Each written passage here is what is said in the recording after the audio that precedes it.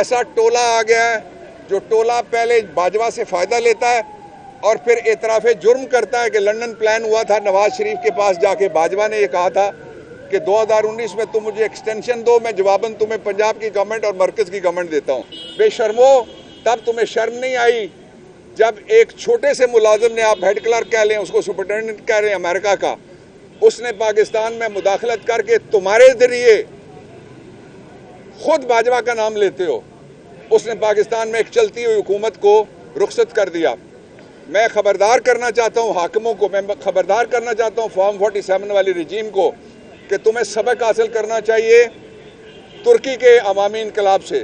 میں تازہ انقلابات کی بات کر رہا ہوں۔ فرانس انقلاب میں بہت خون بہا تھا، جو ایران میں آیا اس میں بھی ندیاں بہہ گئی تھیں۔ دوسرا انقلاب سری لنکا کے اندر آیا، تیسرا انقلاب بولیویا کے اندر آیا ہے، اور یاد رکھو کہ کینیا میں لوگوں نے پارلیمنٹ بھی جلا دیا، صدر ہاؤس بھی جلا دیا ہے، اس لیے کہ لوگ بھوکے نہیں رہ سکتے۔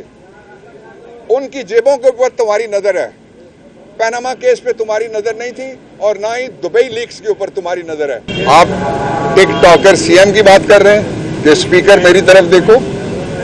ہاں، یہ ویسے توہین ایوان ہے یہ کہنا کہ اسپیکر تم ادھر دیکھو۔ اسپیکر کو جاگنا چاہیے یا ان کی غیرت کو۔ دیکھیے، آج ہم آئے تھے ایک دفعہ پھر وہ کیسز جو غیبی مخلوق کے ذریعے سے بنے ہیں، اور ان میں جو پولیس ہے وہ بے بس ہے۔ شامل تفتیش ہونے کے لیے 2 عدالتوں میں ہم پیش ہوئے ہیں۔ ایک عدالت میں جو 3 مقدمات ہیں عمر ایوب خان کے اور ایک زین قریشی کا، اس میں میری بحث مکمل ہو گئی ہے، اور مجھے ایسوسیٹ کیا مسعود چشتی صاحب نے اور دوسرے وکلاء نے۔ دوسرا جو کیس ہے وہ چلا گیا ہے سپٹمبر میں، درمیان میں چھٹیاں آ گئی ہیں، 14 سپٹمبر کو وہ لگا ہے۔ دونوں جگہ ججز نے پوری کوشش کی کہ پنجاب پولیس ہمیں شامل تفتیش کرے، اور ساتھ پھر ریمارکس دیے ایک جج صاحب نے کہ لوگ پولیس کو دیکھ کے بھاگتے ہیں، آپ ایسے لوگ آ گئے عدالتوں میں جن کو دیکھ کے پولیس بھاگتی ہے، وہ کہتی ہے ہم نے شامل تفتیش نہیں کرنا۔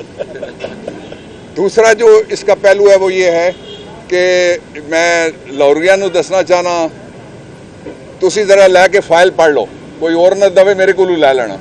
مقدمہ یہ ہے کہ 9 مئی کو واقعہ ہوتا ہے، نہ عمر لاہور میں، نہ زین لاہور میں، نہ کوئی اور لاہور میں۔ ان سب کو شادمان پولیس اسٹیشن کے پہلے کہتے ہیں ASI کے سامنے سازش کی، پھر کہتے ہیں حوالدار کے سامنے سازش کی، پھر کہتے ہیں کانسٹیبل کے سامنے سازش کی۔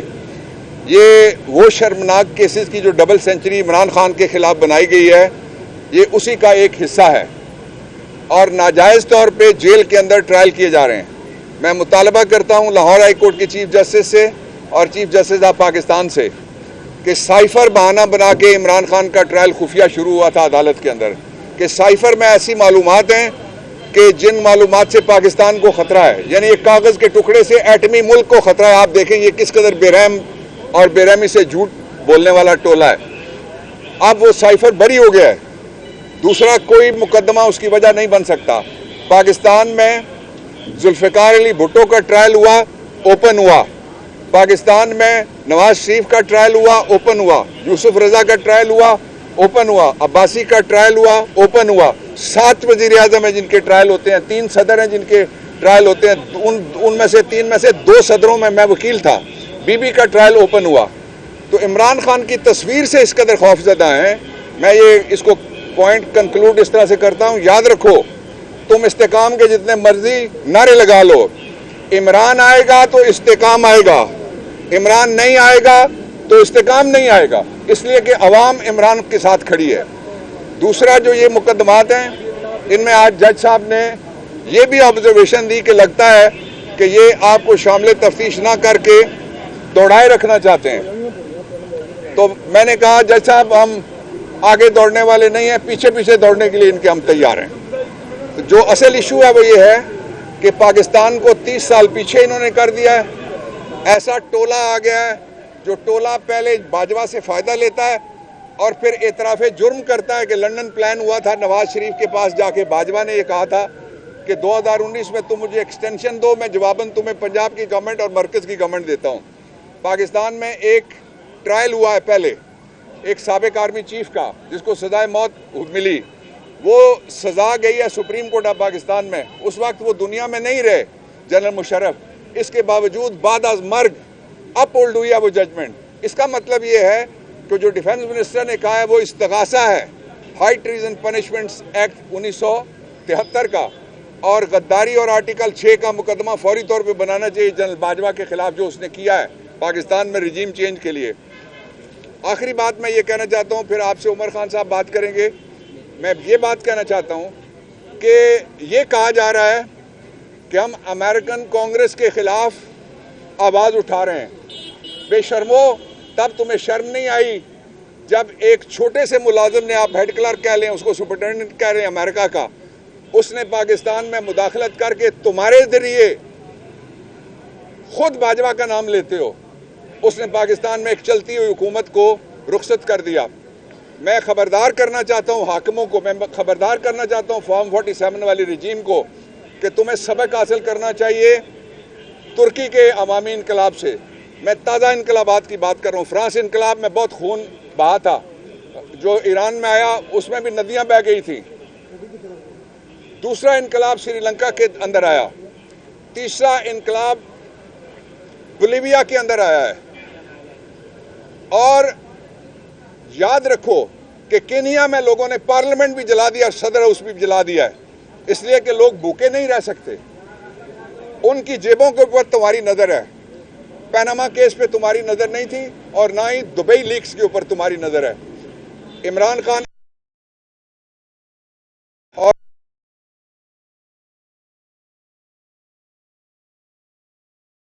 کٹی پہاڑی سنی ہوئی ہے, اسلام آباد میں بھی ایک کٹی پہاڑی ہے ماگلا میں. اس کٹی پہاڑی پہ عمر ایوب خان کو جس قدر قاتلانہ حملے میں تشدد کا نشانہ بنایا گیا, اتنا تشدد پاکستان میں کسی دوسرے ورکر کے اوپر ہوا ہو تو ہوا ہو, لیکن کسی لیڈر پہ اور عہدیدار پہ اتنا تشدد پہلے نہیں ہوا. عمر ایوب خان نے پہلے دن مجھ سے میرے اصرار پہ اس کی تصویریں شیئر کی تھیں, لیکن مجھے ساتھ کہا تھا کہ آپ ان کو اپلوڈ نہیں کریں گے, میں پبلک نہیں کرنا چاہتا. دوسرا یہ ہے, اس وقت عمران خان کے بعد جس شخص کے خلاف پاکستان میں سب سے زیادہ ایف آئی آر ہیں, جو سب سے زیادہ آپ روز دیکھتے ہیں یہاں بھی آتا ہے, ہر ایف آئی آر میں سارے مقدمات بھگت رہا ہے, سب سے زیادہ اس کا نام عمر ایوب خان ہے.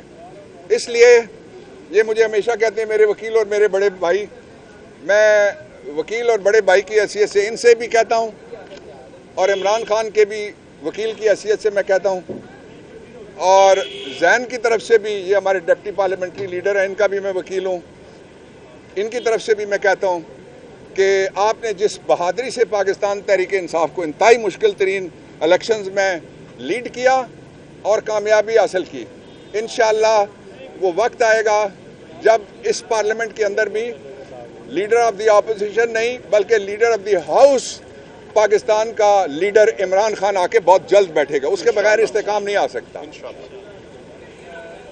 بسم اللہ الرحمن الرحیم. بہت شکریہ ڈاکٹر بابر اعوان صاحب, میرے بڑے بھائی بھی ہیں اور میرے وکیل بھی ہیں آپ.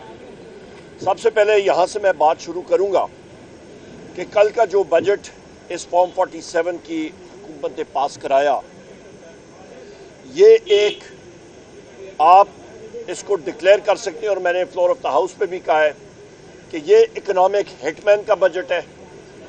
یہ پاکستان کی عوام پہ ایک قاتلانہ حملہ ہے, یہ اکنامک اقتصادی دہشت گردی ہے پاکستان کے خلاف.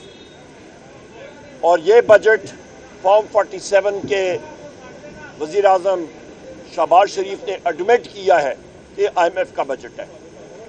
اس کے ساتھ ابھی جو مہنگائی کی لہر آئے گی, میں نے 3 گھنٹے پہ الحمدللہ وہاں پہ تقریر کی, ایک ایک پوائنٹ ان کے بجٹ کے دستاویزات سے نکال کے ان کو سامنے کنفرنٹ کیا. جتنی حکومت کی طرف سے تقاریر آئی ہیں, کسی ایک شخص نے, میرے بھائی زین قریشی صاحب موجود تھے اسمبلی کے اندر, گورنمنٹ کی طرف سے ایک شخص نے بھی یہ نہیں کہا کہ leader of the opposition Omar Ayub کی اس بات کی ہم لوگ تردید کرتے ہیں. نمبر 1. نمبر 2, سب سے اہم بات یہ ہے کہ اس وقت حکومت بوکھلاٹ کا شکار ہے، اور وہ بوکھلاٹ جو ابھی محسن نقوی جو اس وقت وزیر داخلہ ہے اور آزاد آیا تھا سینیٹر، اور پہلے یہ نگران وزیر اعلیٰ تھا، انہوں نے 450 ارب روپے کی گندم امپورٹ کی۔ ایک بحری جہاز سمندر پہ تھا، اس کے ڈیلرز آئے، ان کے ساتھ ڈیل ہوئی اور انہوں نے وہ گندم امپورٹ کر دی۔ ہم لوگ پنجاب کے دارالخلافے لاہور کے دل میں اس وقت کھڑے ہیں، انسداد دہشت گردی کورٹ کے سامنے کھڑے ہیں۔ وہ گندم امپورٹ ہوئی پاکستان میں، بڑے لوگوں نے اس پہ کمیشن مارا، کاشتکاروں کی گندم نہیں اٹھائی گئی، وہ گندم کاشتکاروں نے کوڑیوں کے داؤ بیچی۔ اب سونے پہ سہاگا یہ تیسرا دن ہے کہ حکومت یہ کہہ رہی ہے کہ ہم لوگ گندم ایکسپورٹ کریں گے۔ یہ ابھی آپ سمجھیں سلسلہ، ان لوگوں کے ٹاؤٹس نے اور آگے جو ان کے فرنٹ مین ہیں، انہوں نے گندم خرید لی کاشتکاروں سے سستے داموں، پنجاب کے کاشتکاروں سے، ان کا وہ کہتے ہیں لاکھ توڑ کے رکھ دی ہے، باہر سے امپورٹ پہ کمیشن اور ابھی ایکسپورٹ پہ مزید کمیشن۔ آپ اندازہ لگا لیں کہ آٹے کا اور روٹی کا ریٹ کدھر جائے گا۔ مہنگائی کا سیلاب آنے والا ہے۔ تحریک انصاف کے دور میں بجلی کا ریٹ 17 روپے یونٹ اور ابھی 85 روپے یونٹ، یہ 100 سے اوپر جائے گا۔ آخری 2-3 باتیں غور سے آپ سن لیں۔ آتے ہیں بات، انہوں نے جو کل آپ کے house of representative U S کے خلاف جو انہوں نے قرارداد پیش کی، ہم لوگ ہاؤس میں موجود تھے۔ جس وقت تک انہوں نے قرارداد پیش کی اس کا ہمیں کوئی اپوزیشن کے ساتھ شیئر نہیں ہوا۔ چاہیے تھا، ضروری قرارداد تھی، شیئر کرتے، پر کیسے شیئر کرتے؟ کیونکہ اس پہ ان کا بھیانک جھوٹ جو ہے وہ سامنے آتا تھا۔ قرارداد U S house of representative کی نمبر 1 نان بائنڈنگ ہے، نمبر 2 368 ممبرز نے اس کو دونوں اطراف سے، ڈیموکریٹس نے اور ریپبلکنز نے پاس کیا۔ تیسری اہم بات کہ یو ایس گورنمنٹ نے جس وقت ڈونلڈ لو کے ذریعے، سائفر کے ذریعے پاکستان کے اندرونی معاملات میں مداخلت کی تھی اور فارن آفس نے ڈیمارچ دیا تھا اس پہ، اور سارے کے سارے آپ کے سیکیورٹی ادارے بھی موجود تھے، تو اس وقت کا واقعہ ان کو کیوں نہیں یاد آتا؟ ہم نے اس وقت کنڈیم کیا تھا اس کو۔ یہ تو ایک یو ایس ہاؤس آف ریپریزنٹیٹیوز نے الیکشن کی رپورٹ کے مبنی اپنی وہاں پہ قرارداد کی، اور اس میں لکھا کیا ہے کہ پاکستان میں الیکشن پروسیس صاف شفاف نہیں تھا۔ ساری دنیا کو یہ حقیقت معلوم ہے، یہ تو ہم ہی کہتے ہیں، اس میں مداخلت کی کیا بات ہے؟ یہ ساری دنیا یہ کہہ رہی ہے، یورپین یونین یہ کہہ رہا ہے، جاپان یہ کہہ رہا ہے، ساری دنیا کہہ رہی ہے۔ دوسری چیز، آپ کے ایک پارٹی کے خلاف ویپنائز کیے گئے قانون، یہ ساری کی ساری دنیا کہہ رہی ہے۔ لہذا آپ یعنی کہ یہ گورنمنٹ یہ ڈرے نہ، حقائق کا سامنا کرے، اور جو اصلی مینڈیٹ ہے فارم 47 کا 180 سیٹوں کا، وہ واپس پاکستان تحریک انصاف کو ملنا چاہیے۔ بہت شکریہ۔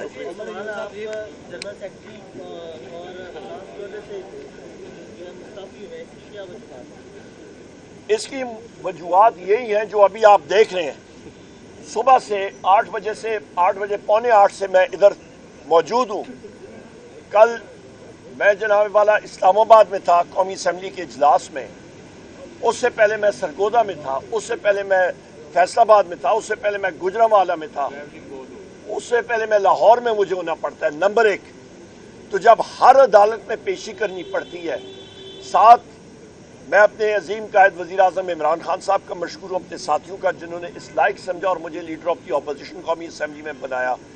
پارلیمان کے کام جو ہیں اس پہ بے تحاشا مصروفیت ہوتی ہے، 3 کمیٹیز کا میں 2 یا 3 کمیٹیز کا میں ممبر ہوں، 7 اور مصروفیات حلقے کی، سو لہٰذا میں بحیثیت سیکرٹری جنرل میں نے خود محسوس کیا کہ میں اپنے کام کے ساتھ وہ جس طرح پہلے میں فوکس کر سکتا تھا وہ ابھی میں فوکس نہیں کر سکتا تھا، اس لیے میں نے وزیر اعظم عمران خان صاحب سے گزارش کی اور ان کا بہت شکریہ کہ انہوں نے وہ استعفیٰ مانا، گو کہ میرے ساتھی سارے جو ہیں وہ انہوں نے میری اس چیز کو مسترد کیا، پر میں اپنے موقف پہ ڈٹا ہوں۔ بہت